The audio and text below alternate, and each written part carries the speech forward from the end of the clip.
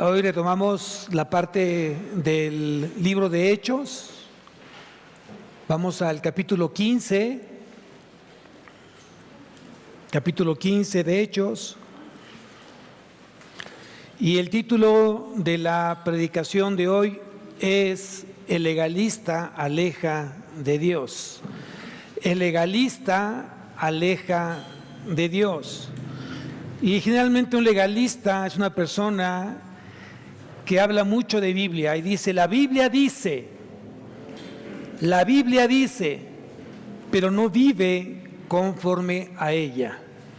Entonces, mucha gente hoy en día habla mucho de Biblia, pero son pocos los que viven la Biblia. Y yo te invito para que hoy, si en algún momento eres de mucho juicio hacia la gente que de repente peca, no lo hagas, no seas tan legalista. Deja que Dios obre en ese corazón, ponte a orar en ese corazón y deja que el Espíritu Santo convenza de pecado. Un legalista son los que ponen las reglas y la obediencia de la ley por encima de la gracia y el amor de Dios. Es un legalista, alguien que es muy rígido y no tiene nada que ver con ser radicales. La iglesia debe de ser radical ante el pecado. Si tu ojo te es ocasión de pecar, ¿qué dice la Biblia? Sácalo. Si tu mano te es ocasión de pecar, ¿qué dice? Córtala. O sea, sí hay que ser radicales con el pecado, pero no con la gente. Acuérdense que Jesús nos enseñó en varias ocasiones que Él tenía toda la decisión de juzgar. Está la mujer adúltera, que fue presentada ante Él para ser probado Él, a ver qué Él decía. Esa mujer merecía ser apedreada según la ley. Y los fariseos, los sacerdotes, los escribas le dijeron, ¿tú qué dices? ¿Tú qué opinas? ¿Qué se debe hacer con esta mujer? Y él fue claro, el que está libre de pecado tiene la primera piedra. ¿Qué hicieron los que acusaban a esta mujer? ¿Qué hicieron? ¿La apedrearon? No. Dice que desde el más pequeño al más grande tiraron esa piedra y se fueron, porque su conciencia los acusó. Todos tenían justamente pecado en su vida, todos. Y dice que Jesús volteó a ver y le preguntó a la mujer, ¿dónde están los que te acusaban? Y ella dijo, ya no están, Señor. Y él dijo, el único que podía haber tomado una piedra y lanzarse a esta mujer era él, justamente era Jesús. Y Jesús dijo, yo tampoco te condeno. El supremo juez no condenó a la mujer adúltera y solamente le dijo, vete y no peques más. Entonces tenemos que entender que el legalismo aleja a ese corazón de Dios.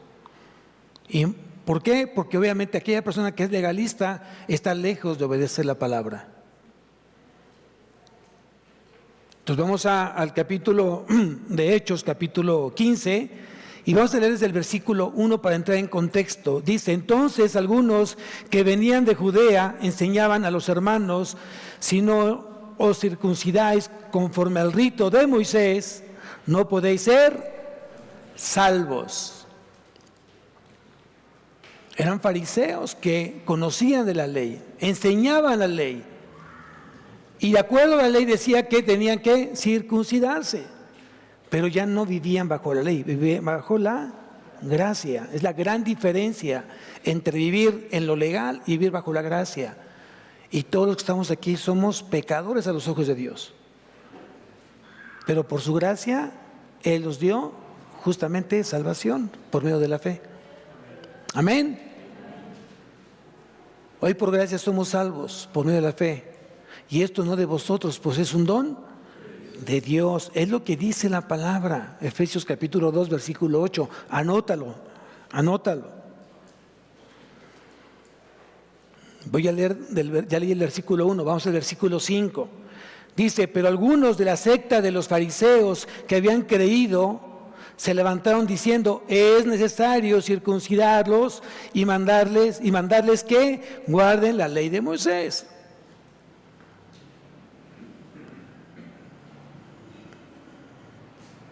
Ellos se habían convertido a Cristo, pero todavía estaban arraigados a la ley de Moisés.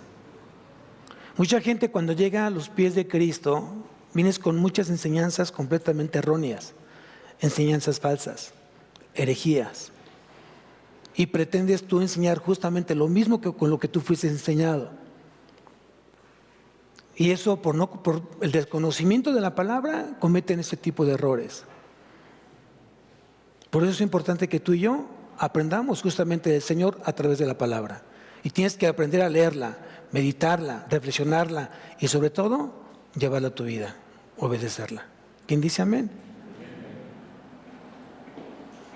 Hoy te invito para que realmente estés atento a esta predicación, porque seguramente has fallado en ese sentido y a lo mejor en lugar de acercar a gente a los pies de Cristo, lo has alejado por tu legalidad en tu vida.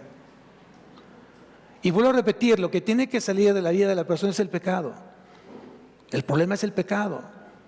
Al que debemos de odiar es al pecado, no a la persona. Pero hay que tener el discernimiento, hay que tener la misericordia, hay que tener el amor de Cristo para poder entender eso. Si no vas a seguir alejando a la gente por tu legalidad. Cuando alguien cae en pecado, tienes que reconvenirlo, orar por él, aconsejarlo, exhortarlo, pero en amor. En amor, es lo que dice la palabra. A ver, vamos a ponerle una marca a Hechos, acompáñame a Gálatas capítulo 6.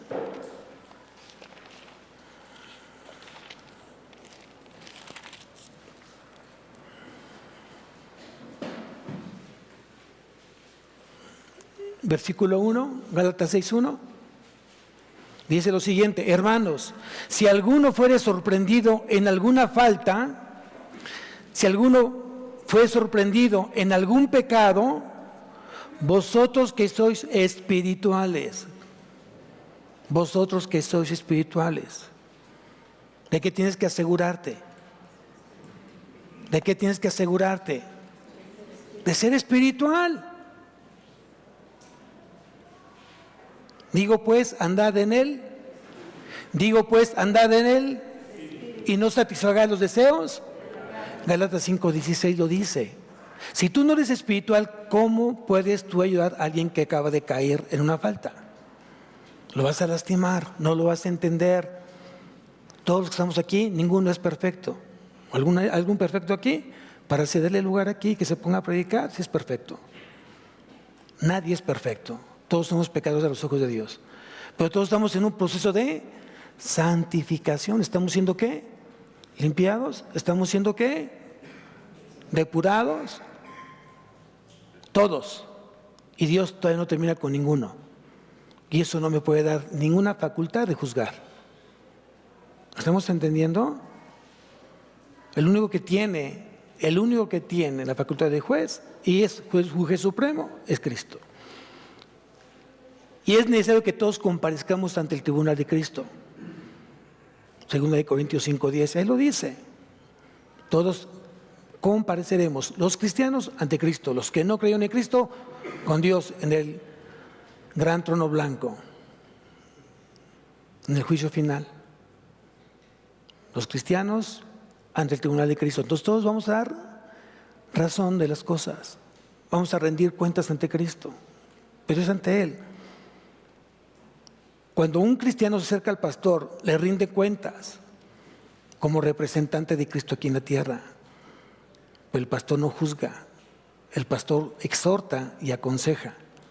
Y la palabra misma es la que lleva a esa limpieza o a redarguir el corazón del pecador. No es el pastor como tal, es la palabra. Es el Espíritu que convence de pecado. Todo eso viene aquí justamente en la palabra. Y aquí dice en Gálatas 6:1, hermanos, si alguno fuera sorprendido en alguna falta, vosotros que sois espirituales, restauradle con espíritu de mansedumbre. ¿Qué significa la palabra mansedumbre? Significa dócil. La palabra mansedumbre significa dócil. Sé dócil cuando tengas que exhortar a alguien. Sé dócil, con amor, con misericordia. ¿Por qué? Aquí lo dice el mismo versículo, considerándote a ti mismo, no sea que tú también seas tentado y peques. De la misma manera que tú quieres ser tratado por Dios, tú tienes que tratar al hermano que falla. ¿Quién quiere de aquí misericordia de Dios? ¿Quién quiere? Tú tienes que dar misericordia. Tienes que amar. Y aquí, si regresamos nuevamente a Hechos, dicen que, pero algunos, estoy en el versículo 5 del capítulo 15 de Hechos, pero algunos de la secta de los fariseos que habían creído, se levantaron diciendo, es necesario circuncidarlos y mandarles que guarden la ley de Moisés. Eso creó una gran polémica, porque fue gente convertida a Cristo. Pablo, Pedro, Bernabé estaban enseñando justamente que ya no era necesario seguir la ley, sino vivir bajo la gracia del Señor. Y esto obviamente levantó una gran revuelta en la iglesia. Y lo que no menos querían ellos era que la iglesia se confundiera. Por eso muchos hermanos en esa voluntad que tienen, de repente aconsejan cosas que no son bíblicas. Porque alguien les dijo que tenía que ser así.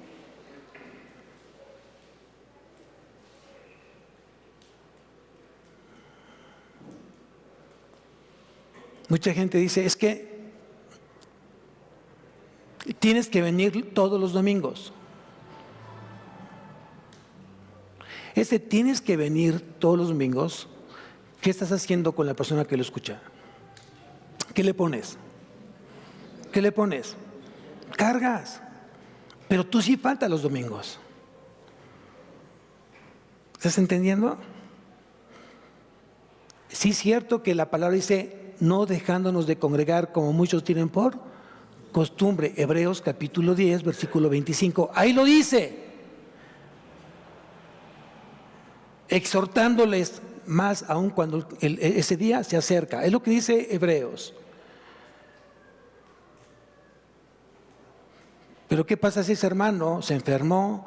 Si ese hermano perdió un ser amado, su papá, su esposa, un hijo, un pariente cercano, y tiene que faltar el domingo. ¿Qué hace? ¿Qué hace? ¿Qué diría el legalista? ¿Y qué diría el misericordioso? Ve y apoya a quien tengas que estar allá. Hermano, ¿qué piensas si este domingo me quiero ir con mi familia de vacaciones y justamente tomamos un fin de semana? ¿Qué dice el legalista? No, porque es pecado. ¿Dónde dice eso? ¿Dónde dice eso? Después de Dios, ¿cuál es el segundo ministerio más importante del creyente? ¿Cuál es el segundo ministerio más importante del creyente? La familia. Si el hermano se quiere ir con su familia de vacaciones el fin de semana y cae domingo, no pasa nada. ¿O qué va a ser menos santo si no viene el domingo? Por eso que decía, hay que circuncidar a esas personas que acaban de decir a Cristo. Y vuelvo otra vez a lo mismo. Hay que leer la palabra. ¿Qué es lo que dice la palabra? ¿Qué es lo que dice hoy Dios respecto a esta situación?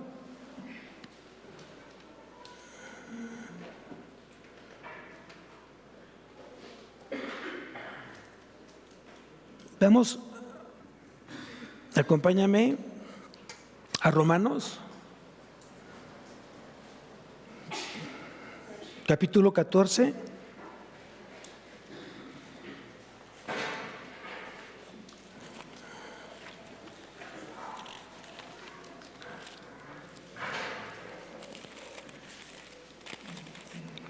Romanos capítulo 14, versículo 1.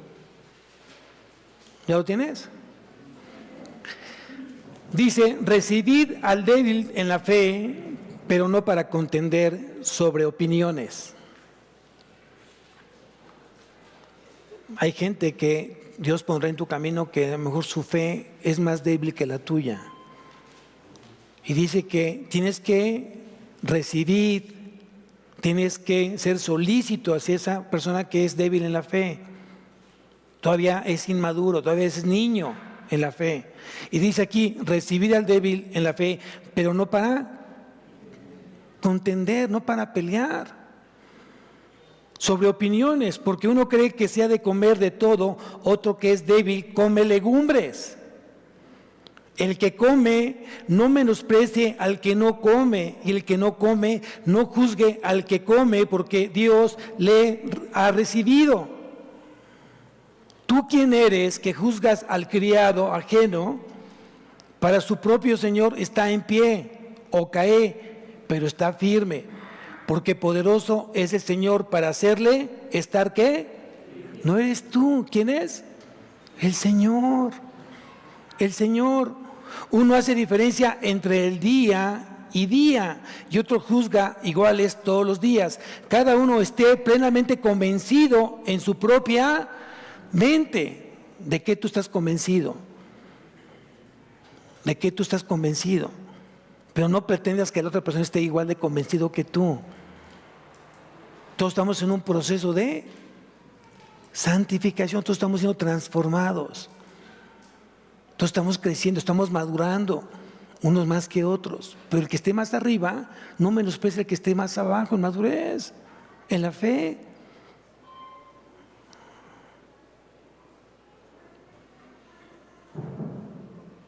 Versículo 6.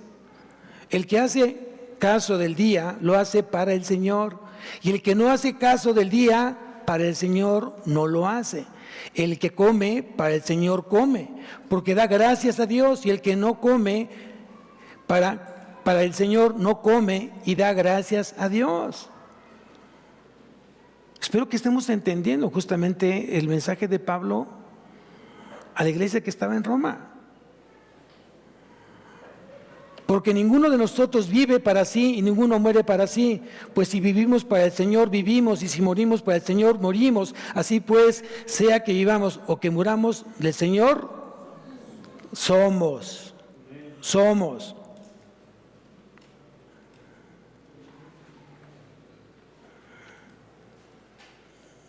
¿Qué sucedió con esta situación que imperó en la iglesia? Apenas estaba justamente la iglesia en crecimiento. Era algo preocupante, obviamente, para los apóstoles, para Pablo, para Bernabé, para Pedro, para Jacobo, para los que se encontraban justamente en Jerusalén. Tenían que poner orden justamente a esa mala enseñanza. Entonces, estando nuevamente a Hechos, versículo 6, dice, y se reunieron los apóstoles y los ancianos para conocer de este asunto. Y se reunieron los apóstoles y los ancianos para conocer de este asunto.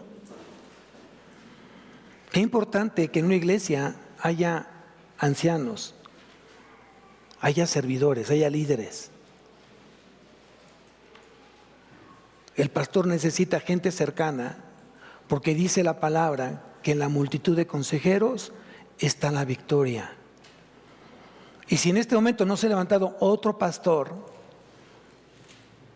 que es importante que se levante, en el tiempo del Señor se va a levantar, tiene que haber ancianos o líderes que estén acompañando justamente en la administración de la iglesia del Señor. Porque en la multitud de consejeros está la victoria. Amén. Y por eso dice que se fueron y se reunieron los apóstoles y los ancianos para poder investigar qué está pasando, qué es lo que se debe de hacer, cómo se debe atacar esa situación.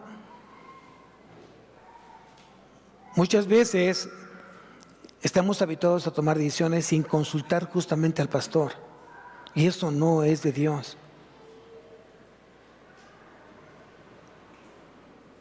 Yo no soy Dios, soy un instrumento de Dios que puso para el servicio de ustedes. Cuando tú le preguntas al pastor, quiero hacer tal cosa, quiero hacer tal negocio, quiero ya casarme, quiero tener un novio, o se lo preguntas al pastor, el pastor tendrá que usar la palabra y que la palabra misma te dé el consejo, pero usa justamente al pastor. Si tú tomas decisiones por tu cuenta, te vas a equivocar y vas a fallar.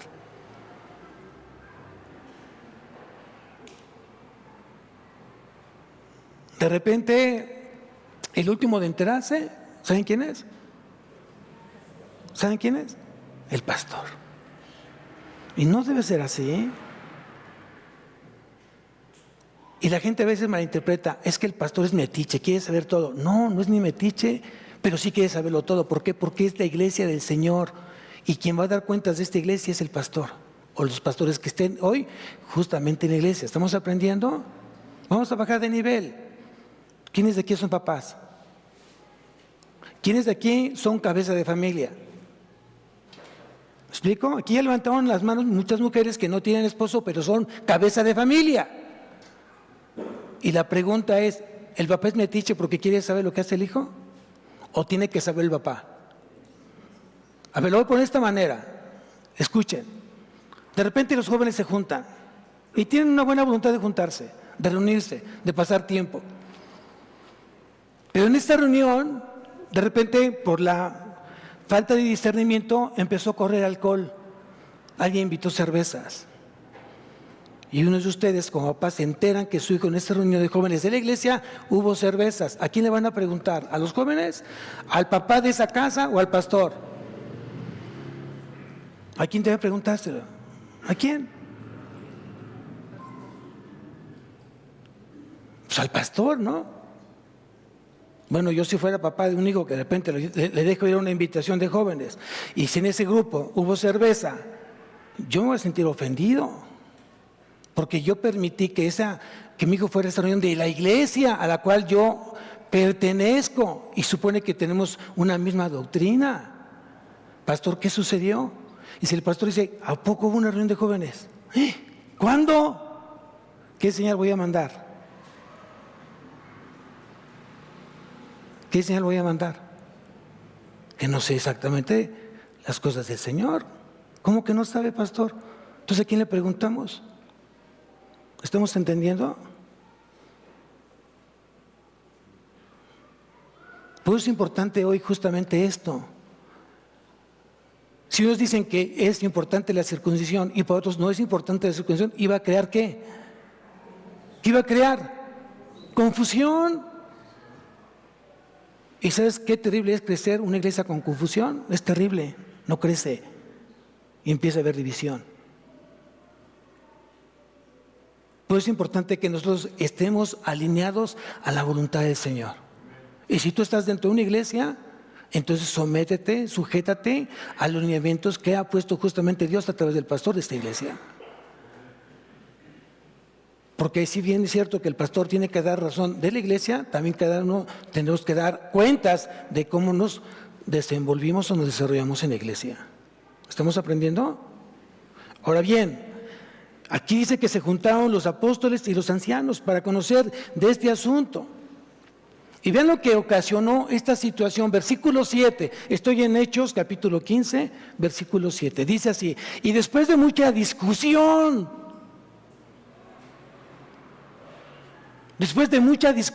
no fue cualquier tema, después de mucha discusión, Pedro se levantó y les dijo, varones, hermanos, vosotros sabéis, como ya hace algún tiempo que Dios escogió que los gentiles oyesen por mi boca la palabra del evangelio y creyesen. Claro, él tenía la experiencia, tenía todo el contexto. ¿Por qué? Porque si tú me acompañas al capítulo 10 de Hechos, te recordarás que Pedro estaba en la casa de un tal Simón Curtidor y Cornelio, el centurión, mandó justamente por Pedro. ¿Se acuerdan ya ese capítulo? Ya lo vimos. Y de repente dice que Pedro tuvo hambre y subió a la azotea y tuvo un éxtasis. Y dice que vio un lienzo que bajaba y en ese lienzo estaban bajando animales impuros.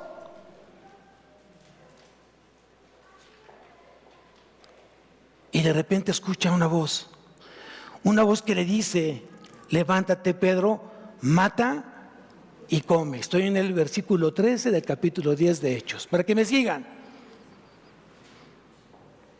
Entonces Pedro dijo, Señor, no, porque ninguna cosa común o inmunda he comido jamás. Otra vez vuelvo a decir, el legalista aleja al corazón de un corazón sincero de Dios. ¿Estaba siendo muy legalista Pedro? ¿Estaba siendo muy obediente a la ley? Tanto era su amor, tanto era su obediencia de Pedro, que se le olvidó quién le estaba diciendo que se levantara, matara y comiera. ¿Quién se lo estaba diciendo? ¿Quién? Dios. ¿Qué tiene que haber hecho Pedro? Sí, Señor. ¿No? Sí, Señor. ¿Y qué dijo? No, ninguna cosa común o inmunda he comido jamás. Volvió la voz a él la segunda vez: lo que Dios limpió, no le llames tú común. Estaba preparando justamente Dios el corazón de Pedro. Un corazón legalista, por un corazón de misericordia. No solamente Dios le dio la salvación, si bien es cierto, la salvación viene por los judíos, dice Dios, ahora quiero que sea también para los gentiles. Y unas horas después llegaron justamente los enviados de Cornelio. ¿Y qué eran los enviados de Cornelio? ¿Qué eran? ¿Judíos o gentiles? ¿Judíos o gentiles? ¡Gentiles! Se estaba abriendo justamente el abanico de la salvación, no solamente para judíos, sino también para gentiles. Y gracias a Dios que aquí estamos los gentiles. Hemos alcanzado la salvación. Amén. A lo suyo vino. A lo suyo vino. Y los suyos no le recibieron, mas a todos los que le recibieron, a los que creen en su nombre, les dio potestad de ser hechos hijos de Dios. Juan capítulo 1, versículo 11 y 12, ahí lo dice. Anótalo nada más. Qué bueno que se arrepintieron los judíos y que estemos acá nosotros, ¿verdad? Se abrió ese abanico para nosotros, gloria a Dios por eso. Entonces decía, qué tan importante es que contemos con liderazgo aquí en la iglesia, con ancianos aquí en la iglesia. ¿Cuál es el perfil del anciano? ¿Cuál es el perfil del diácono? ¿Cuál es el perfil del servidor? De buen testimonio, llenos del Espíritu Santo y llenos de sabiduría. Hechos capítulo 6, versículo 3, ahí lo dice, anótalo nada más. Entonces, por esa experiencia de Pedro, justamente, de que llevó el Evangelio a los gentiles, por eso, regresando a Hechos capítulo 15, versículo 7, dice, y después de mucha discusión, Pedro se levantó y les dijo, varones, hermanos, vosotros sabéis cómo ya hace algún tiempo que Dios escogió que los gentiles oyesen por mi boca la palabra del Evangelio y creyesen. Él ya tenía justamente la experiencia, lo había vivido Pedro. Sigo leyendo. Y Dios, que conoce los corazones, ¿qué conoce Dios? Dios conoce tu corazón, ¿sabías eso? Dios conoce tu corazón y Dios no puede ser burlado, porque todo lo que el hombre siembra, eso mismo va a cosechar. Tú le vas a poder decir muchas cosas a Dios. Tu boca puede hablar muchas palabras, y muchas palabras bonitas, lindas, que lo exalten. Pero si tu corazón no está conectado con tu boca, Dios ve tu corazón. Porque de la abundancia del corazón, habla tu boca. Entonces, dice aquí, Dios que conoce los corazones, les dio testimonio dándoles el Espíritu Santo, lo mismo que a nosotros. ¡Wow! ¡Wow! El creyente de origen gentil eran considerados santos, fieles, hijos de Dios, miembros de la familia de Dios. Igual que un judío. No había excepción para Dios, porque Él conoce los corazones. Pero ¿qué pensaban los judaizantes? Que si no se circuncidaban, no podían estar justamente en el reino de Dios. Eso no era bíblico. Dios conoce los corazones y les dio testimonio, dándoles ¿a quién? ¿A quién? Al Espíritu Santo. Y aquí quiero que me acompañes a Romanos, capítulo 8. ¿Cuántos hijos de Dios hay aquí? Amén. Muy bien, a ver si es cierto. Romanos capítulo 8.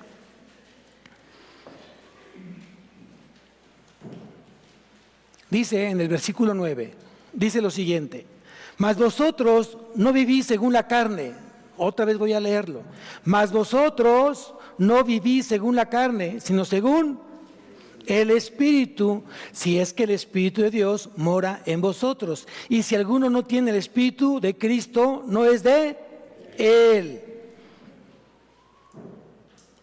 El Espíritu de Dios, el Espíritu de Cristo y el Espíritu Santo es el mismo Espíritu. No son tres espíritus distintos.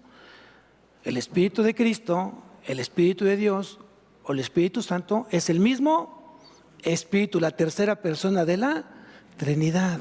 ¿Estamos entendiendo?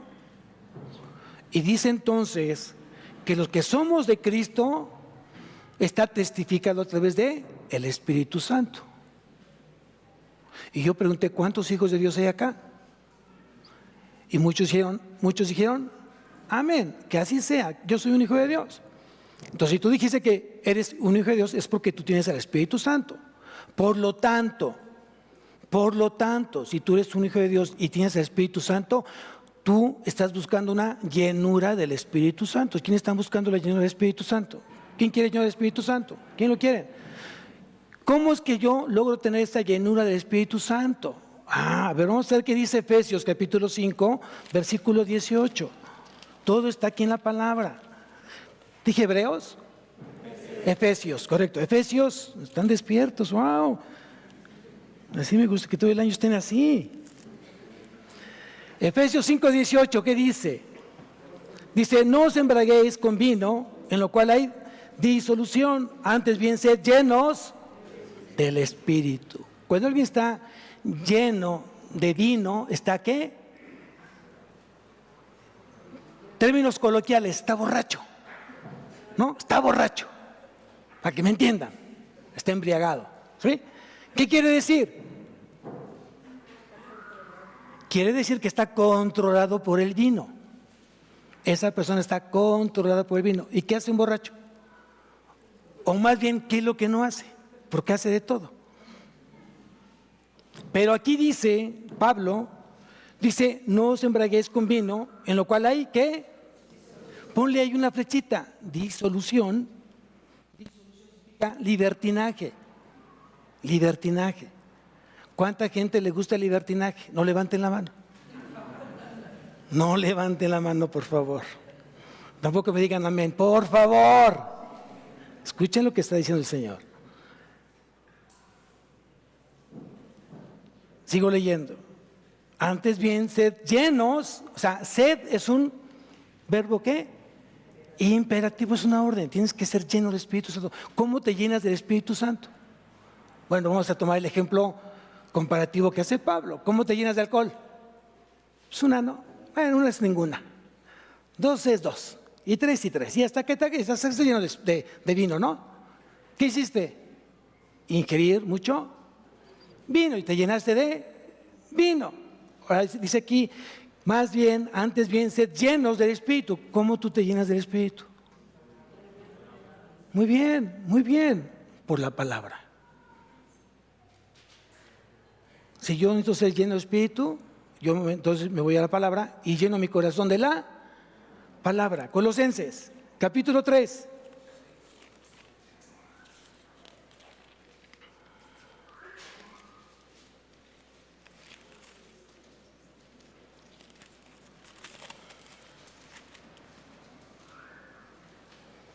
Colosenses capítulo 3, versículo 16.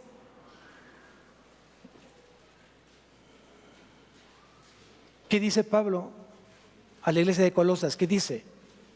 La palabra de Cristo more en abundancia en vosotros. ¿En dónde? ¿Dónde va a morar? ¿Dónde va a estar en abundancia la palabra? ¿En dónde? ¿En dónde? En nuestro corazón. Si tú quieres ver una persona llena de Espíritu Santo, ve hoy cómo decide, cómo es su estilo de vida. Y esa persona seguramente está siendo guiada por el Espíritu Santo. Toda decisión que tome esa persona, primeramente deja que el Espíritu Santo lo aconseje, lo guíe, lo dirija. Es ser lleno del Espíritu Santo. Luego entonces, fue el testimonio que Dios dio a los gentiles que creyeron justamente en Cristo. Regresamos otra vez a Hechos. Dios, que conoce los corazones, les dio testimonio dándoles Espíritu Santo, lo mismo que a nosotros. Hay un pasaje en Romanos 8:16, anótalo nada más. Ayúdenme a ponerlo acá, por favor. Pónganlo acá en las pantallas. Romanos 8:16.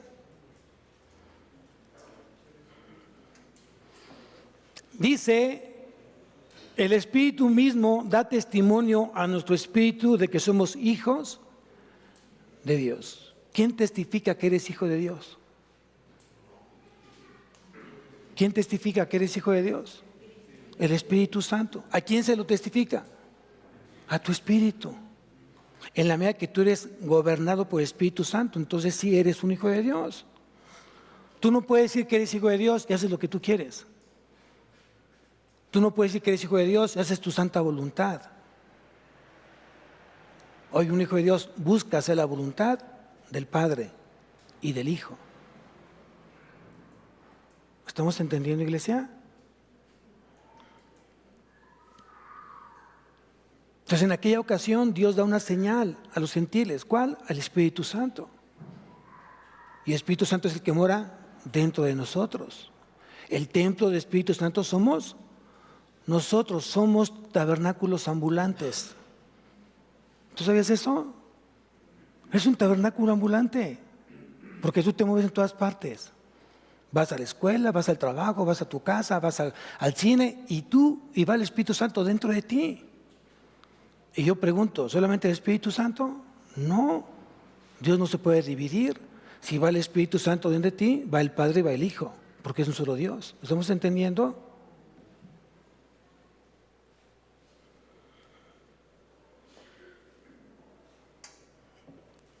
Entonces, Dios conoce los corazones. ¿Amén? Dios conoce los corazones. Regreso nuevamente a Hechos 15:9. Y ninguna diferencia hizo entre nosotros y ellos, purificando por la fe sus corazones. Necesitamos ser purificados. Todos necesitamos ser purificados, ser limpiados, ser santificados. Por medio de la fe. ¿En quién? En Cristo Jesús. ¿Y Cristo Jesús a quién puso para santificarnos? ¿De quién es la operación santificadora? ¿De quién? Del Espíritu Santo. ¿Y qué usa el Espíritu Santo? La palabra, porque la palabra es verdad. Por eso Jesús, cuando estaba orando por su iglesia, el Padre dijo: santifícalos en tu verdad. Tu palabra es verdad. Si tú necesitas crecer en el Señor, necesitas ser purificado en tu corazón. Todos tenemos corazones engañosos y perversos. Engañoso es el corazón más que todas las cosas, sí, perverso. ¿Quién lo conocerá? Jeremías capítulo 17, versículo 9, ahí lo dice. Entonces todos somos engañados por nuestro corazón, que además es un corazón perverso más que todas las cosas. ¿Quién lo conocerá? ¿Quién lo conocerá? Dios es el único que lo puede conocer. Él discierne los pensamientos del corazón. Y esto justamente fue la experiencia de los gentiles. Qué fuerte para el judaizante, que ellos pensaban ser únicos, de poseer la salvación por la ley, porque pensaban que leer la ley y tratar de enseñar la ley sin testimonio, ellos se sentían parte del reino de Dios, y era una gran mentira. Nadie puede hoy cumplir la ley, nadie. Pero solamente uno la cumplió. ¿Quién? Cristo Jesús. Y a través de Cristo todos somos entonces beneficiados, somos hoy salvos, somos santificados, hemos sido justificados y seremos glorificados. Gloria a Dios por eso.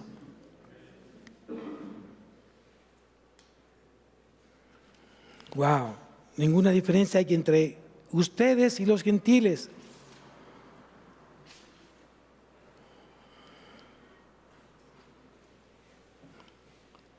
Aquí viene un pasaje, pero voy a hacer una pregunta antes, aunque ya lo hemos dicho durante la predicación. ¿Qué necesita alguien para ser salvo? Ya vimos que la circuncisión es de la ley y fue en el tiempo de Abraham, correcto. En el tiempo de Abraham fue que Dios da justamente ese mandato a Abraham como mandamiento para diferenciar a su pueblo. Hoy la pregunta que acabo de hacer es: ¿qué necesita alguien para ser salvo? Vamos a Hechos, capítulo 16, versículo 30, un capítulo después. Otra vez Apocalipsis.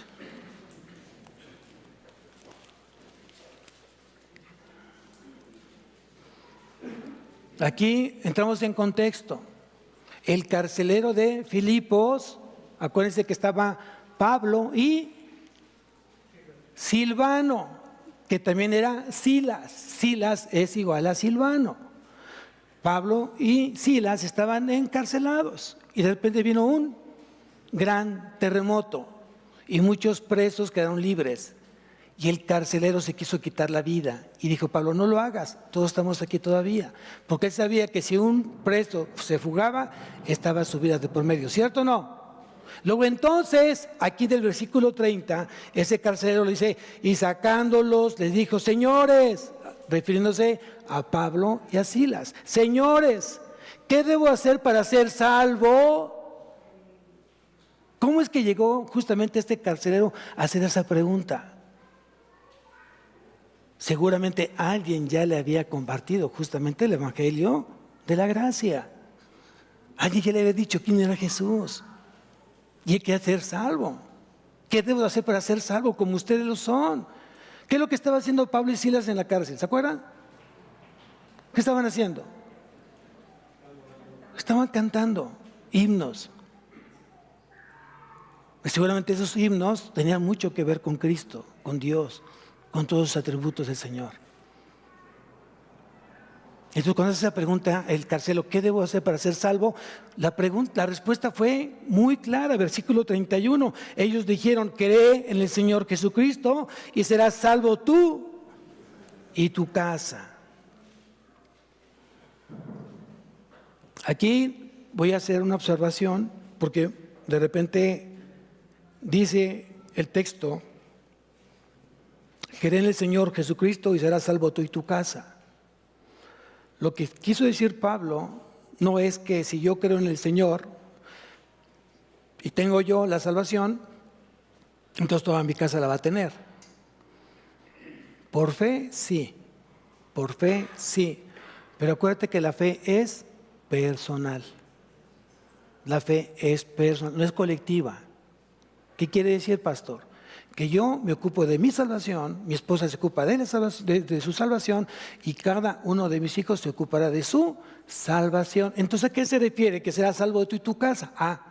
Quiere decir que como yo ya soy salvo y yo sé que Cristo es mi Salvador, a través de mi fe que lleva frutos dignos de arrepentimiento, quien esté alrededor mío, que es mi esposa y mis hijos, van a llegar a Cristo por mí,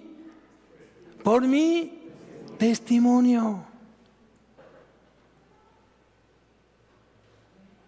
Y seguramente van a estar siendo enseñados por mí a través del Evangelio de Cristo. Voy a hacer otra observación. Mucha gente piensa que la fe es por dar un plan de salvación. A ver, repite conmigo: Señor, yo reconozco que soy un pecador, te acepto como mi único y suficiente Salvador, ayúdame que mi fe no falte, te amo con todo mi corazón y hazme un lugar o escribe mi nombre en el libro de la vida. Amén. Y piense que con esa oración la gente salva. Yo digo, ¿es así? ¿Es así? No. Romanos 10, 17 lo dice, que la fe es por Él. La fe es por Él y el oír la palabra de Dios. ¿Qué quiere decir? El mensaje que Cristo tenía preparado, como el día de hoy. Mucha gente que nos visita por primera vez está siendo evangelizada, está escuchando la palabra, está escuchando el evangelio de la gracia, y mucha gente va a creer, saliendo va a creer mucha gente en Cristo. Amén. Pastor, ¿qué dice que no es importante entonces que haga el plan de salvación? Sí, hazlo, no pasa nada. Pero recuerda una cosa, la enseñanza es que la fe es por el oír. Esa fe se va a activar a través del evangelio, a través de la vida y obra de nuestro Señor Jesucristo.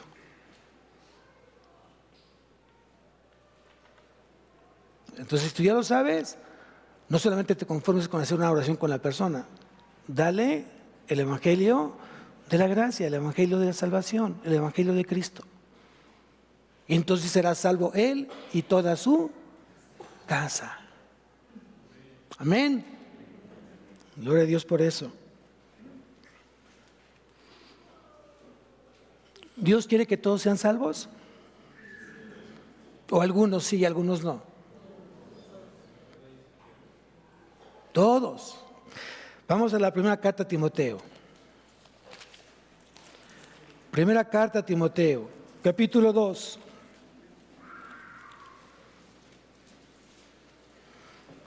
Primera carta a Timoteo, capítulo 2, versículo 4.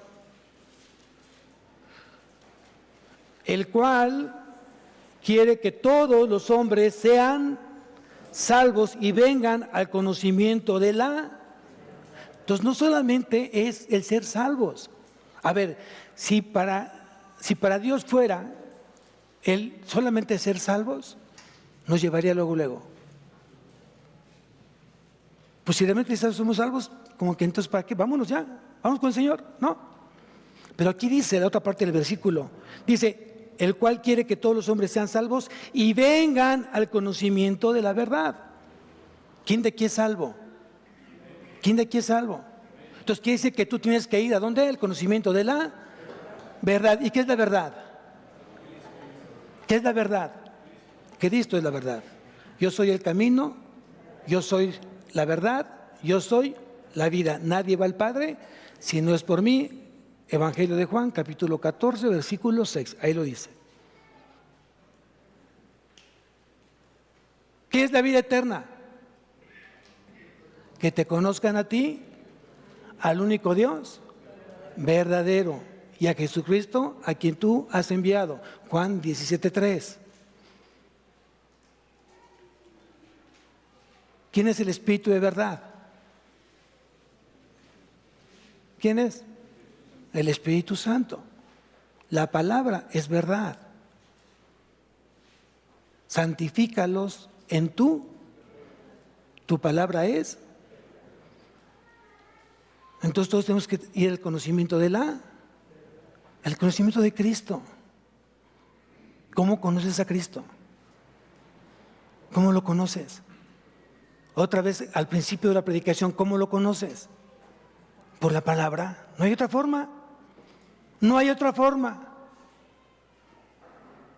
La primera persona que se salvó y la última persona que se va a salvar será a través de la palabra. Porque es por gracia. Es por gracia. Por medio de la fe. ¿En quién? En Cristo Jesús. Entonces, de Génesis, pasando por todos los demás libros hasta Apocalipsis, el mensaje central de la Biblia es Cristo. Es el plan de redención. Yo te invito para que hoy que estás llevando el plan de lectura anual, te invito a que tú descubras en cada libro de la Biblia, que son 66 libros, descubre el plan de redención en cada libro. Va a ser una muy buena tarea. ¿Dónde está escondido el plan de redención en cada libro de la Biblia? Y más hoy, la diferencia de este plan anual de la Biblia, ¿saben cuál es? Y eso me gustó mucho porque fue muy dirigido por el Espíritu Santo a los hermanos que lo propusieron, que está haciendo ahora también familiar, no personal solamente. En la mañana, familiar. En la noche, personal. Ya acabamos Esdras. Gloria a Dios, ya acabamos Esdras.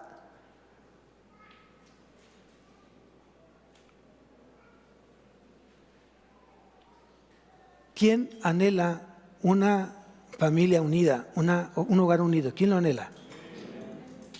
¿Saben quién lo une? La palabra. La palabra une familias, une matrimonios, une vidas, porque están vinculados a Cristo. Nada más por eso. Si tú no estás empezando el plan, pregúntale a quien lo está llevando y que te lo pasen. Lo pasamos creo que por grupos, el plan a todos los grupos pues, pasó el plan. Y si no tienes tú, lo tiene, ahí están los hermanos, está mi esposita, está el pastor, pregúntale que te los pasen. Pero anhelo que toda la iglesia esté justamente en ese plan de lectura anual. No es capricho mío, aquí lo dice la palabra. Dice, y vengan al conocimiento de la verdad. Entonces es un mandato, es un mandato. Entonces la salvación nunca será por obras. Por eso decían, la circuncisión fue en su tiempo de la ley. Ya no deberán de circuncidarse. ¿Qué es más importante? Para Dios, ¿qué es más importante? ¿La circuncisión o la no circuncisión? Dice, sí, la circuncisión del corazón. ¿Qué significa? ¿Qué significa? Que realmente hoy estemos entregados al Señor de corazón. Por último, termino, Romanos, capítulo 10, versículo 9. Romanos 10.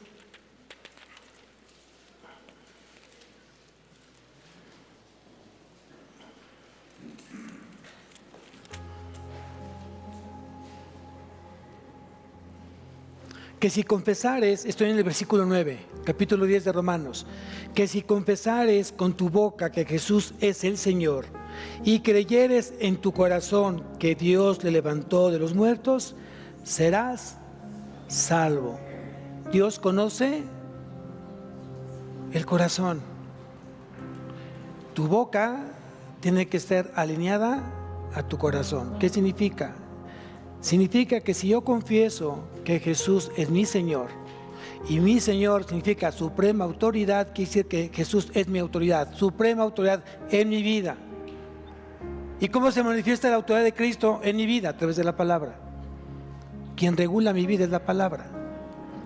Quien regula mis decisiones es la palabra. Quien regula mi familia es la palabra. Quien regula mi matrimonio es la palabra. Vuelvo a leer.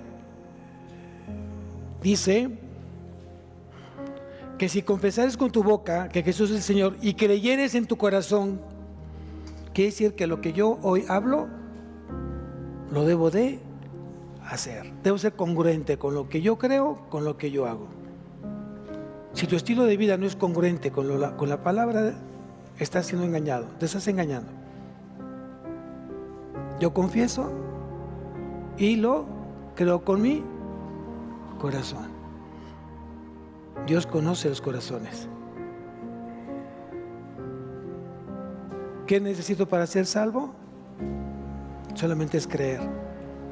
Creer en el Señor Jesucristo. Y serás salvo tú y tu casa. Ahora, si ya tienes la salvación, eso no termina ahí. Pablo fue muy claro en la iglesia de Filipos: ocupaos de vuestra salvación con temor y temblor. ¿Por qué? Porque todos vamos a comparecer ante el tribunal de Cristo. Hayas hecho bueno o malo aquí en este mundo, tú vas a tener que dar cuentas de ello, si es que eres hijo de Dios. Amén. Les pido que se levanten.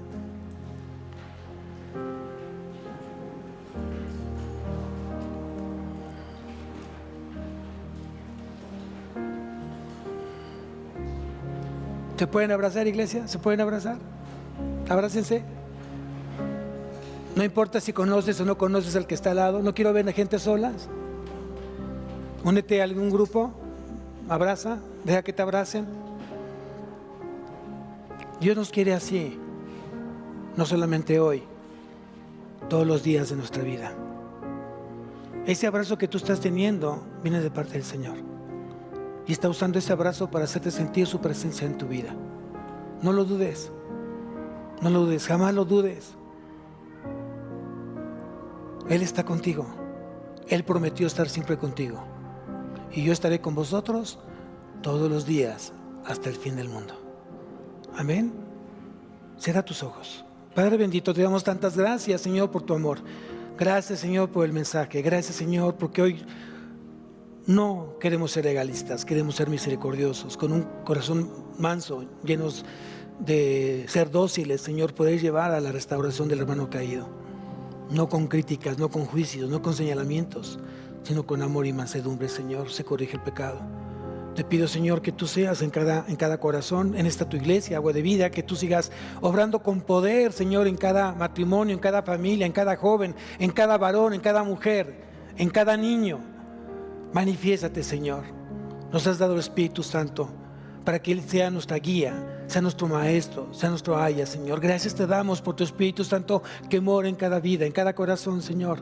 Haz tu perfecta voluntad. Enséñanos a depender de ti. Gracias por estos 10 días de oración, mi Dios. Hoy queremos decirte que dependemos de ti. Esta iglesia depende de ti. Mi vida depende de ti. No permitas que el enemigo estropee o haga escarnio de tu obra, Señor. Y el que comenzó la buena obra, en vosotros, la perfeccionará hasta la venida de nuestro Señor Jesucristo. A ti sea la gloria, a ti sea la honra, Padre, en Cristo Jesús. Amén y amén. Que Dios bendiga su semana, amados.